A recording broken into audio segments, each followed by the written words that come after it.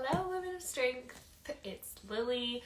I am our social media assistant, and I am super excited to bring you today what's in my VBAC hospital bag. I'm so excited to hang out with all of you and talk about hospital bag stuff. I am 38 and 4 with my VBAC baby, so super stoked. I've had things packed for a while now and just really excited to dive in. I'll try to keep this as short and sweet as I can. Before I do that, I am going to swipe down my phone and hit do not. Okay, I'm back. Okay, so I just hit do not disturb so that nobody calls me, because I could see that happening. All right, let's get into it. I will give you just the briefest of background on myself and my current kind of birth plan situation. So I had my son in 2022. He was a planned birth center birth. I labored at home for 44 hours. Yes, at home, unmedicated, 44 hours. I never actually made it to the birth center, and he flipped breech while I was in labor, and so we transferred to the hospital, and I had my cesarean from there. Found the VBAC link, as many of you have, and feel really honored to have been on our team for 1 year. Actually, this month is my year anniversary with the VBAC link, so that feels really special in of itself. So super excited to be here. So my birth packing comes from a background of being severely underpacked the first time. I think a lot of first-time moms are overpacked when they go to the hospital. I was really underpacked because I had expected to be at a birth center where I was going to go home 4 hours after I had my baby. And so I hope that this is a good balance of things that I know that I will use. I have experienced unmedicated labor before, and also not excessive. You know what I mean? So I think that's where we're at. My current birth plan is to deliver at a hospital with an amazing midwife. Our hospital just redid their birth floor. There's a low intervention side of the birth floor with birth tubs. They are supporting water birth at this point, which is amazing. And so that's kind of the plan. So I kind of have birth center-y vibes, but in a hospital. And if you're curious, my midwife and I were recently on the VBAC link talking about midwifery care and what that can look like. And that's episode 342 of the VBAC link podcast. So you can kind of hear that perspective as well if you're curious about what midwifery care might look like. Okay, I'm already out of breath. Last disclaimer, my son is napping. We're live from nap time. So if we have to cut things short, then I won't post this on the feed. But if you're watching this back later, that means he didn't wake up, and I will post it to the feed so that you can refer back to at any point. Okay, so first things first. I have my hospital bag in 2 separate sections. I've got most of baby girl's stuff here in our diaper bag, and then all of my stuff in like a little mini carry-on size bag. I did not go buy a new fancy bag for the hospital. Some people like to treat themselves to that. That's amazing. I just didn't personally feel like it was super necessary for me. And that's okay. So I'll kind of dive in here. Oh, I'm gonna hit that.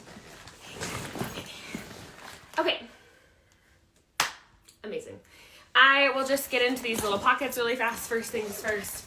Got a couple things in here. I have hair ties, a claw clip, a headband. I really enjoyed having a headband on when I was laboring with my son, just to keep everything out of my face. And I always like to French braid my hair throughout labor. And I've specifically asked my doula to help me make sure that my hair stays braided, because it was so nice to have it up and down on my face. But by the time I had labored for 44 hours with my son, it was like in a big messy bun. So that's been a specific request for me to my doula. So hair ties and things like that. I do have toiletries in here, like a little makeup wipe, some basic toiletries. I'm someone who likes to shower, so I will probably shower at the hospital. I have like the bare bones of makeup, which is an eyebrow pencil and mascara. For myself, we do have a birth photographer, so I'm hoping that like I can touch up my brows if needed. And then I have a 10-foot long charging cord, which is nice because sometimes the hospital like charging ports are not in the most convenient place. And then the only other thing I have kind of toiletry wise is some stretch mark cream. I really like the one from Spoiled Mama. You can find it on Amazon or their website. And that's just really nice for like postpartum belly itchiness as your belly kind of starts to go down. So those are in my kind of little toiletry pockets. And then we'll get into the bag itself. I've tried to be intentional about the things that I will use in labor being on top, and then transitioning to more postpartum on the bottom, and then definitely postpartum in our other bag. so that we like roll in and I know like everything I need is in the top of this bag. So all that to say, I have snacks that my dogs have gotten into, but there's a couple of different options here. Honey sticks are a really great fast option in labor. I have these Mama Chia squeeze packs. These are awesome. Tiny little bit of protein too. I have some quinoa crisps that are chocolatey. I've got granola. I have liquid IV because I'm someone that when I'm pregnant, water makes me really nauseous. So all that to say, I also have my Stanley cup, and I did buy a lid on Amazon that makes it fully leak proof. So if you're someone like me and you have a bunch of Stanleys, but you know they spill all over, this one makes it fully leak proof. So they're like $7 on Amazon. So liquid IVs, granola, and I have gum. Highly recommend having gum. The last thing you need is to have your husband or birth partner or even your doula, anyone with breath that you cannot stand while you're in labor. And it also is really helpful postpartum to get your digestive tract up and running again as well. Okay, so there's those things. I have my husband's swim shorts. Like I said, our hospital is supporting water birth at this time, and our midwives have said that he can get in the birth tub with me. My husband really wants to catch our baby, so we'll see if that happens. He wanted to catch our son too, so hopefully this time is our redemptive moment. I've got candles for the vibes, just the little electric candles, and then I also have these little things. I got these for my kids. My niece lives with us, so she is a fun bath time buddy, and also I have my son, and I got these for them. They're called Glow Pals, and they're these little squares that go in a tub, and they're water activated and they light up.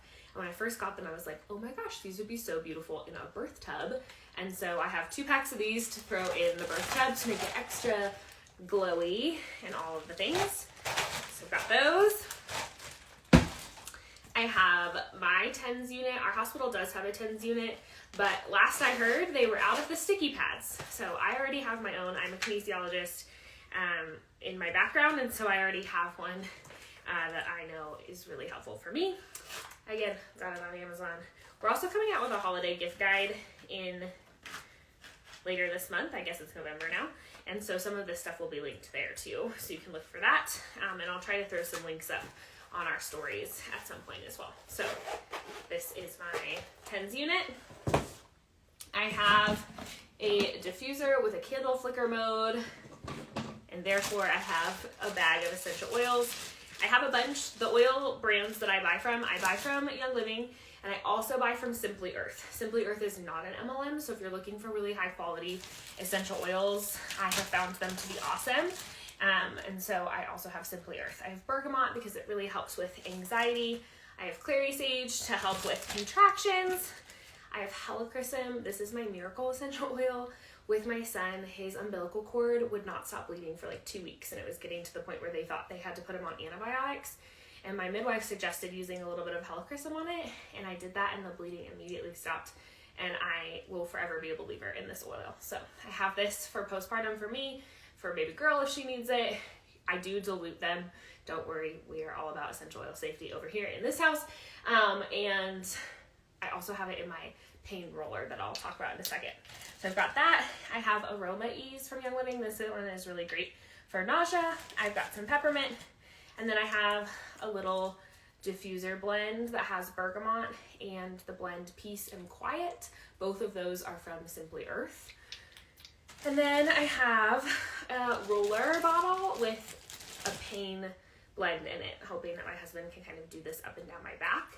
And that pain blend, I wrote it all down so I don't miss anything. It has lavender, marjoram, Idaho, balsam fir, juniper, frankincense, helichrysum, and a little bit of valor from Young Living. All oils that are really great for pain, both musculature and kind of bone stuff, and this will be clutch. I also have one of those in my little like labor basket that I have beside our bed at this point, in preps for labor, knowing that I won't want to dig through my hospital bag, so some of the stuff I have are like duplicates in there. So those are the essential oils. I have a labor comb. I also have a labor comb in our bedside, again, labor grab bag for when I'm laboring at home, so I don't have to dig through here.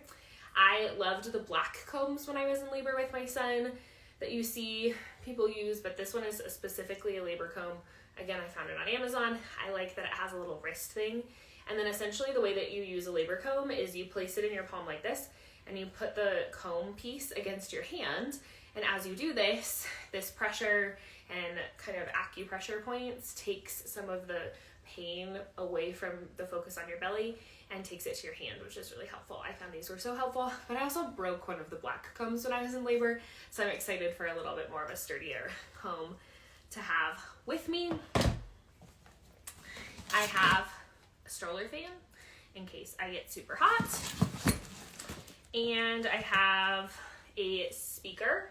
This speaker is going to be great. I held out so long on my coping mechanisms with my son, and so once I turned on music, my entire labor changed, and I really felt empowered and felt like I could do something. So my plan is to listen to some Hypno Babies.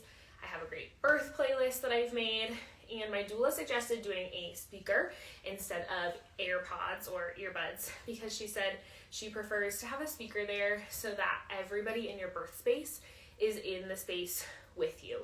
She said it's fine if you want to have earbuds in and just kind of be in your own zone, but it's really helpful to kind of set the tone of the room if everybody can hear what you're listening to. Are you listening to like hype music and like maybe that's more of the vibe? Or are you like really calm and listening to like calming affirmations and maybe we should keep our voices lower, things like that. So I thought that was really great insight. So I am bringing a speaker and it's waterproof in case it falls in the birth tub. Okay, what else do I have? I have a black just robe.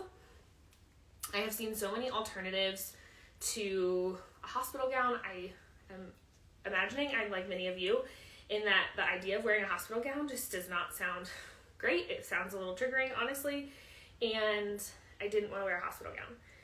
But I also saw a couple of other people talk about how even the alternatives to hospital gowns put you kind of in that patient mindset, and I really don't want to be in a patient mindset. I want to be in I'm empowered. A birth is a natural process that occasionally requires intervention, not a birth that like needs constant intervention. So I have just a really soft black robe. I think it's great access for the belly. I'm planning on doing intermittent monitoring so they can monitor if they need to.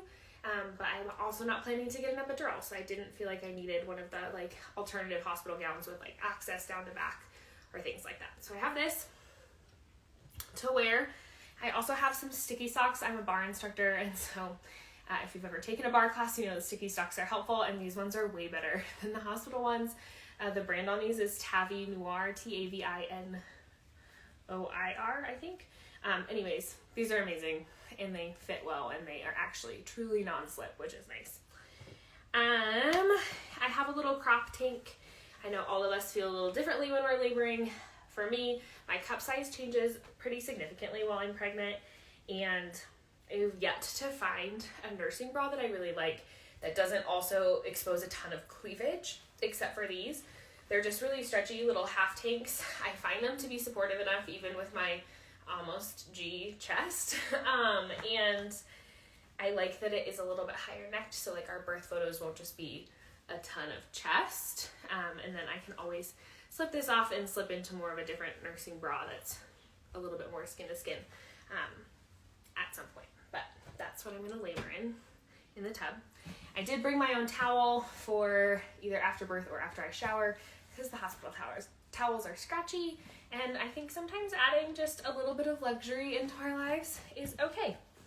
And then I have just some extra like stretchy nursing bras, extra black underwear in case I decide that's the route I want to go home in, is underwear and a pad. Nobody knows. Just see what feels good. And then I have my going home outfit. So I just have a little light sweatshirt, a nursing bra, and a pair of joggers. I did go with, I spoiled myself a little bit and got this little set from Viore, and they are so nice. These joggers fit me now at 38 and a half weeks pregnant, so I know they'll fit me postpartum. And then I have just a package of postpartum supplies. Ask your hospital what they supply, but I'm someone that likes to have my own stuff. I'm kind of picky about what goes on my body, so I have a perineal spray, I've got pads, I have Depends, I have the Frida upside down peri bottle, the Frida foam, and couple other things. I have the Wish Garden, at least I think that's what it is, the After Ease contractions tincture that I've heard is really helpful. And I have these little, they're in this little pad, the Koala Care silver nipple covers. You might also hear them called Silverettes. The two main brands are Koala Care and Silverettes. And if you have never tried silver nipple shields when you are nursing, you're missing out. You do not need a nipple cream, girl. Trust me, you just need these. These healed my cracked nipples overnight, especially with a baby who had a tongue tie that was not resolved. They are amazing. Essentially, they work by you. You put a little bit of breast milk or colostrum, you hand express into the little silver cup, and then you place them over your nipples in your bra in between nursing sessions, and that milk absorbs the silver. Silver's super healing, and like, they are a game changer. I think every single mama needs them, so I have those as well. So that's kind of what's in my birthy bag. If you have questions or other things that you think would be helpful, you can leave them below. Again, I'm trying not to overpack, but also not underpack, which is a hard thing to do. But I think that I've really nailed what I know I will use. Like I said, I have experienced my own unmedicated labor before. And so I plan to kind of use similar tools and things like that. I mentioned my little bedside grab bag.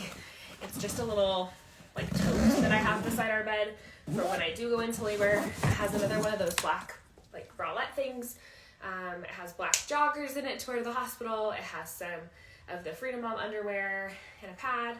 It has some essential oils to use at home and a labor comb in it just to have nearby. And my birth ball is in her room and set and ready to go for labor as well. So that's that. And then I'll just go over baby bag stuff. You all are mamas, you're experienced, but I think it's kind of fun to see what other people pack. So I will go over this, but that's kind of the hospital bag that I have. So if you want to tune out at this point, you can. If you're curious, feel free.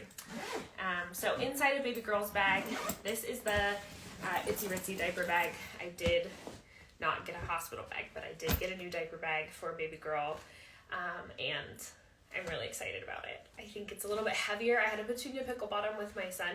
That was like the box one, and I just felt like things got lost in it. It didn't have enough pockets and storage, and so this one I feel like is awesome. I love that it unzips all the way, and then it folds down from here. There's pockets on the front, pockets on the back, pockets on the inside. There's so much storage, and I'm just so stoked about that. So for baby girl, again, if you feel like I got this, you don't have to tune in, but I love watching. These are my favorite videos to watch on YouTube of people going through what they're bringing to the hospital, and I watched a million of them as a first-time mom and a million of them now as a second-time mom, just to narrow things down. So I have two passies. I have the Nano BB one that's like tiny, and I have the Ninico one. This one is what we used with our son. It's like meant for breastfed babies, and it's a little softer. Can be a little bit of a learning curve for a baby, but supportive of your latch. And so I feel confident in bringing this one to the hospital and using it because it is meant to be complementary to a breastfeeding mom and not something that would cause like nipple confusion or things like that. So I have that, although my son did take a passy kind of in the hospital and then gave up on it, and he never struggled with nipple confusion, so do that with what you will. I have her little name sign. I'm just going to flash her name in case you know me. But that is for her announcement photo. I am, like I said, a little picky about things, and so I have my own diapers and wipes. We use the brand Toiletry. I think that they're great. They're really absorbent. We've had no leaks. They are low tox, and they work really well for our family. So my son uses the little pull-ups now that he's potty trained, and he has used Toiletry his whole life, so we'll use them for baby girl. Inside of here, I have a robe, a matching swaddle for me and baby girl postpartum. Like I said, we have a photographer that'll do some pictures postpartum. I have a sleep gown that has buttons on the front, and it is short sleeved, even though it's gonna probably be colder when I deliver. just because I get those postpartum night sweats pretty badly. I have a couple of the Freedom Mom ice packs in here as well in case I want them. One pair of fuzzy socks. And then I just have baby stuff. So I have another swaddle. I have a range of sizes of baby clothes and one zip-up swaddle in here and some bows. Our son was super petite, even for coming out at 7 pounds, whatever, and I needed preemie clothes. I remember overnighting them on Amazon, and he like had nothing that fit him. And just by kind of palpation, my midwife was like, oh, she's little. And so I just grabbed a couple of like stretchy newborn clothes. I have stretchy preemie outfits, and there's that. And on the outside of this, I have our little Hatch mini sound machine that is super helpful to have in the hospital, because babies need some not beeping in their lives, you know? I remember how much it beeped, so I'm just looking forward to hopefully less beeping this time and less time in the hospital. But so that's it. The only other thing that I guess I will mention is I didn't mention that I have chapstick stored literally everywhere. Your lips get so dry when you're laboring, and so that's why electrolytes, water in a cup, and having chapstick literally everywhere is so helpful too. But there's all of the things, y'all. At the end of the day, I think it's really important to evaluate what is important to you, what is going to be helpful to you, what kind of tools do you want to have. You might bring less of the tools like a labor comb and the oils and the things like that if you're not planning an unmedicated VBAC, which is so valid. Save yourself the room, girl. You might find that you want more comfort measures and things like that. The one thing that I will be packing is my doula. She is coming with me. She's also a VBAC mom, and so I just feel really safe in her hands. She was our doula with our son as well. And so pack what you feel you need. Your doula might also have some other tools, so you can absolutely ask them, hey, what do you have in your doula bag that I don't need to worry about? Maybe your doula has a TENS unit or has a labor comb or something like that. So really be in communication with your team. I know at our hospital, they also have like the yoga sling that comes from the ceiling, similar to what they had at the birth center. And then, like I said, the big birth tub and things like that. So ask about your resources, figure out what you need, but this is kind of the basics of what I've got. I do have a small bag for my husband with like a change of clothes in it that we will just leave in the car and bring in when we're in our postpartum room. So otherwise, y'all, I think that's it. So I'm going to let you all go. I hope this wasn't too crazy long, and have a beautiful rest of the day. Best of luck as you go through your VBAC journeys. I will keep you posted on mine.